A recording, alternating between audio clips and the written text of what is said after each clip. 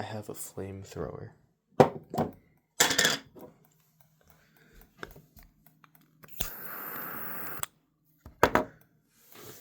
Anyways, in tonight's video, it's popping.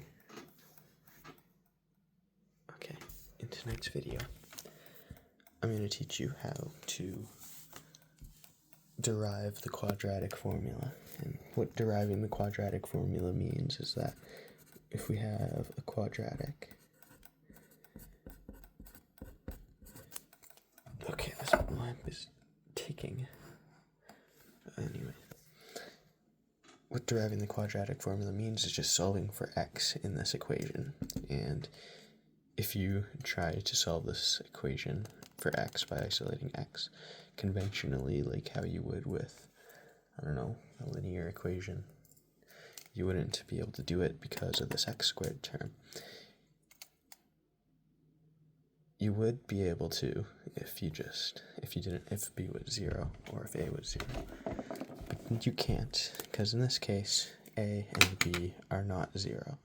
They can be, after, but for the sake of deriving it, we're going to assume a and b is not 0, or at least a isn't 0, because then you'd be dividing by 0. You can't do that. It's bad. So how do we go about doing this? So I want you to keep in the back of your mind that if we have a plus b squared, that's going to be equal to a squared plus 2ab plus b squared. And now imagine our a is x. See how that kind of looks similar? And if our a is x, we would be able to rewrite this as a plus b squared. And then we just take the square root. If we wrote this as a plus b squared, where a is x and b is something we don't know yet, this a and b is not the same as this a and b. I should have used different letters. We'd be able to just take the square root, subtract b, and we'd have our x. But how do we do that? Well, first we need to get rid of the c onto the other side, because that'll get in the way. Get in the way. So we're gonna have a x squared plus b x equals negative c. Okay, we still can't do it, so we need to divide out in a to get x squared. We need to divide out this a to get x squared by itself. So we're gonna have x. Ew, why is my thumb like that? Gross. That's just the lighting. X squared plus b over a, because we're dividing by a, x equals negative c over a. And now you see why a couldn't be 0. Okay, so now we have our x squared, and we have b over ax. If we assume in this case that a is x, we have 2b equals b over a. And we want to know, so we have 2b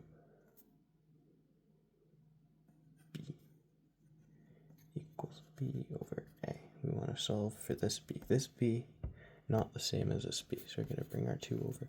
We're going to have the number in which we want to add, we want to square and add here, is going to be b over, bring in the 2 over, and we have 2a.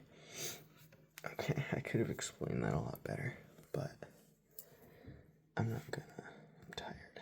So we have x squared plus b over ax, and then we're gonna add plus b over 2a squared, and that's gonna be equal to negative c over a plus b over 2a squared. By adding this to both sides, it's not changing anything. It's still equal. So now we have our a squared, our x squared, and we have our 2ab, which is this middle term, And then we have our b squared, which is b over 2a. Notice if you multiply this by 2, or b squared by 2, we just get b over a. So 2.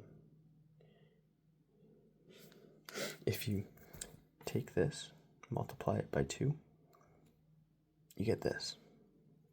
That's... I'm so sorry, I do not know how to teach.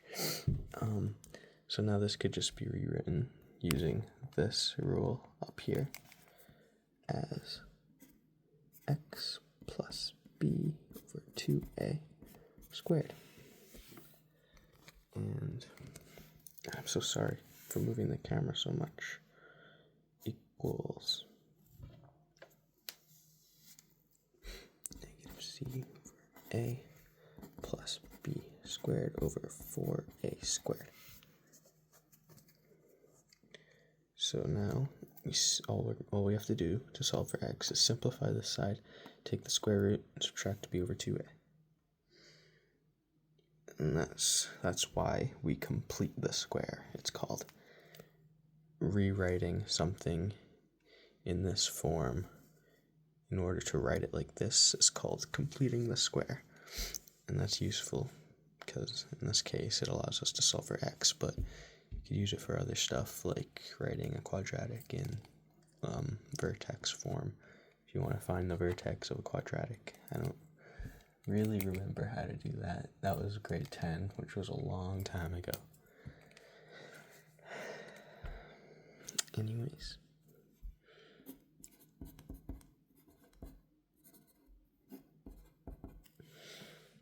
So cross multiply, we get negative 4a squared c over 4a cubed plus, bring this a over, we get b squared a over 4a cubed x plus b over 2a squared equals, so we have b squared a minus 4a, that's a c, a squared c over 4a cubed. Now we can cancel out those a's.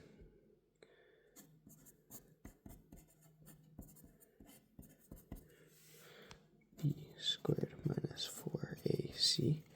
So we have our discriminant now.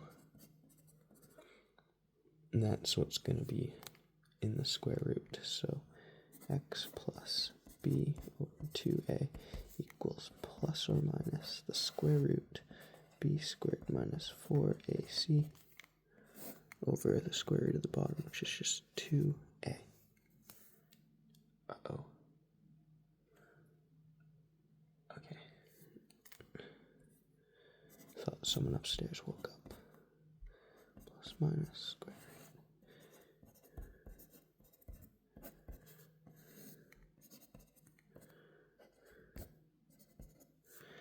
And this is easy. We don't even have to do anything. We just say negative b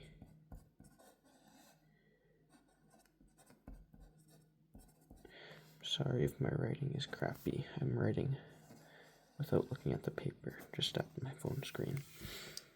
And there's our quadratic formula.